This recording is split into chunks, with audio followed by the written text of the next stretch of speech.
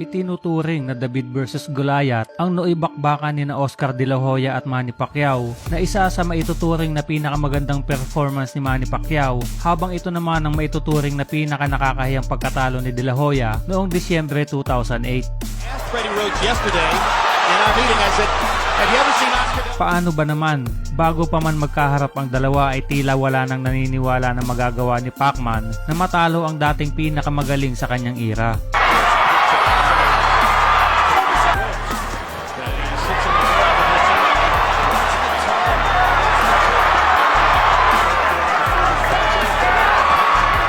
Pinangungunahan na nga ng mga boxing experts ang mangyayari sa laban. Ayon nga sa mga ito ay isang malaking pagkakamali para kay Pacquiao na tanggapin ito ang laban. You know, Pacquiao is regarded as #1 pound for pound, but he's a much smaller man. What went into your decision-making process? Because Oscar, you can fight anybody for big money. Why go against this guy? Look, he's a much smaller man, and isn't there more to lose against a much smaller man? Kung titingnan nga ang tail of the tape ay lamang na lamang sa statistics si De La Hoya. Bagamat #1 pound for pound boxer ay napakadelikado nga ng pag-akyat ng timbang ni Pacman na mula sa 135 pounds ay umakyat ito sa catchweight na 145 pounds kung saan parehong pasok naman sa welterweight ang dalawa sa mismong gabi ng laban. Halos na kay De La Hoya na nga ang lahat ng advantage sa laban. Lamang ito sa height at sa reach, at ang sinasabing malaking kalamangan ni De La Hoya ay ang pagiging natural nito sa mas mataas na dibisyon kung saan ito pa lamang ang unang beses na sasabak si Pacman.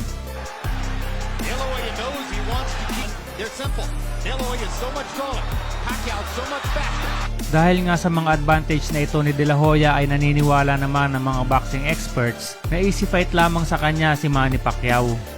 Subalit ang isa namang nakikitang advantage kay Pacquiao ay ang napakagandang footwork at sobrang bilis na suntok nito na dala-dala niya kahit na umakyat pa ito ng timbang.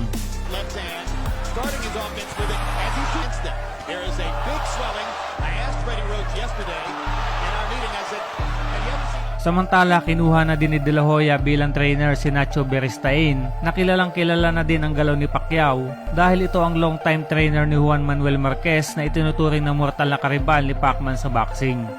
Taong 2007 naman ang maging trainer ni Oscar De La Hoya si Coach Freddie Roach, kung saan kinaharap naman ito si Floyd Mayweather Jr. kung saan nagtapos ang laban sa pamamagitan ng split decision. Oscar's lining up, tries it, goes to the body, back upstairs, chopping right hand, to win some fans over by 7th round. Jab, easy round for De La Hoya. He punches around, but Mayweather lands more. Look at this, Oscar on the assault. To the winner by split decision, and new WBC. Isang malaking karangalan naman para kay Manny Pacquiao at malaking pagkakataon para lalong makilala sa buong mundo at makalaban ng kanyang iniidolo. Sa paghaharap ng dalawa ay pare-parehong may daladalang magagandang kartada ang mga ito. May record na 47 wins with 35 coming by knockout, habang dalawa lamang ang talo ng Nooy 5 Division World Champion at pound for pound king ang 20 anyos na si Manny Pacquiao.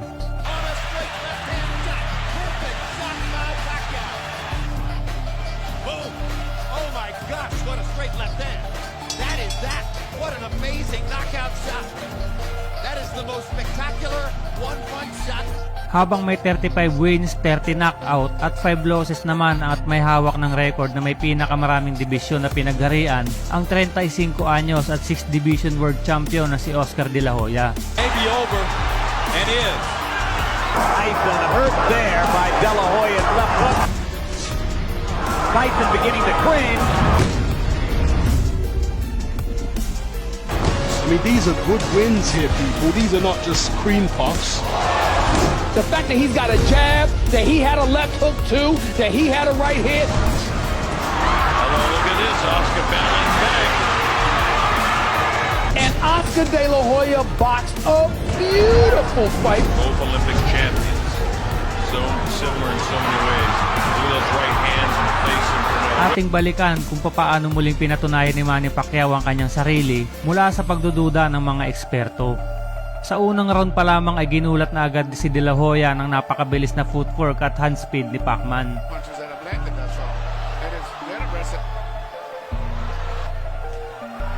This has a makings of being a very interesting fight.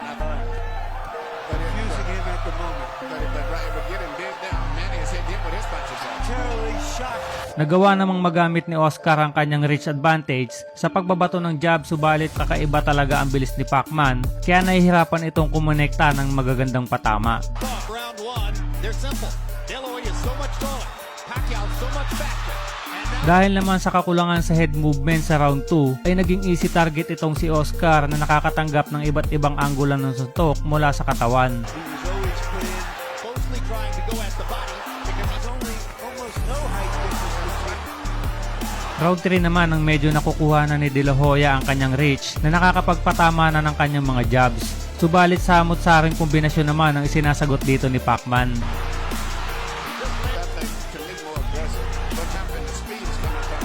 Because he's uncertain where Manny's going to be. Is it also because it's a physically more talented? Round 4 naman ang umpisa ng dominahin ni Pacman ng laban na nagpapakawala na ng mga sunod-sunod na left straight habang unti-unti na nitong pinapahiya ang dating hari ng boxing.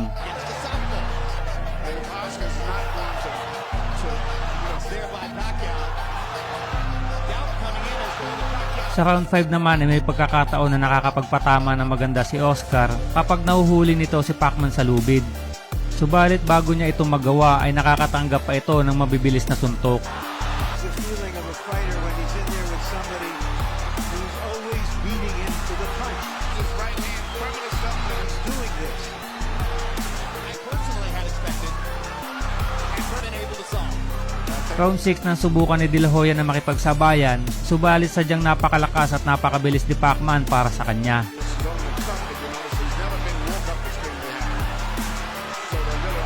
Nacho Beristain asks the bullet of 45. Straight. Manny Pacquiao looks largely in back. Fighting Manny Pacquiao. Sa round 7 naman ay nagmistulang walking punching bag na lamang si De La Hoya na hindi na nagawang makasagot sa mga suntok na tinatamo nito. Would think we'd see some. I think Jim's something like there's too much of ever get into the fight out of Lamar. Kind of get he doesn't maybe trying to lay a trap, but Manny is too smart and too fast for it. Manny Pacquiao is annihilating Oscar De La Hoya. Pacquiao is making De La Hoya look old. Some of us wonder. He's looking like the immortal Armstrong. And Oscar is barely showing. He's looking hard shots. De La Hoya hasn't been down, but that may be the only thing that's keeping. Pagbalik naman sa kanyang corner ay binigyan na ng babala ng kanyang trainer na kung patuloy pa din itong sasalo ng mga suntok at hindi sasagot sa ibinabato ni Pacquiao ay mapipilitin na umano silang ipahinto ang laban. Sa round 8 ay patindi ng patindi ang tinatamong pinsala at tila ba hindi na alam ni De La Hoya ang kanyang ginagawa kung papaano nito lulusutan ang mga kombinasyon na binabato sa kanya. This could be the end of best chance of picking up his identity. Pagbalik naman sa kanyang corner ay wala nang nagawa ang trainer nito na ipinahinto na ang laban upang maiwasan ang anumang pinsala na maaaring matamo ng kanyang alaga sa mga susunod na 6 na round. Ayon kay Nacho Beristain ay wala na umanong dahilan para ipagpatuloy pa ni De La Hoya ang laban dahil sa sobrang bilis umano ni Manny Pacquiao. Wala namang nagawa si De La Hoya kundi ang makinig sa payo sa kanya at tanggapin ang kanyang kapalaran sa laban. Agad namang lumapit si De La Hoya kay Pacquiao para ipakita dito ang kanyang respeto dahil sa ipinakitang galing ng Pinoy sa kanilang laban. Dahil sa pagsuko ng kampo ni De La Hoya ay dineklarang panalo si Pacquiao sa pamamagitan ng technical knockout at nanatiling number 1 pound for pound boxer. Ayon naman kay Manny Pacquiao na bagamat tinalo niya si De La Hoya ay mananatili pa ring idolo niya ito. Mula naman ang matalo kay Pacman na hindi na muling lumaban si De La Hoya at tuluyan nang ang nagretiro.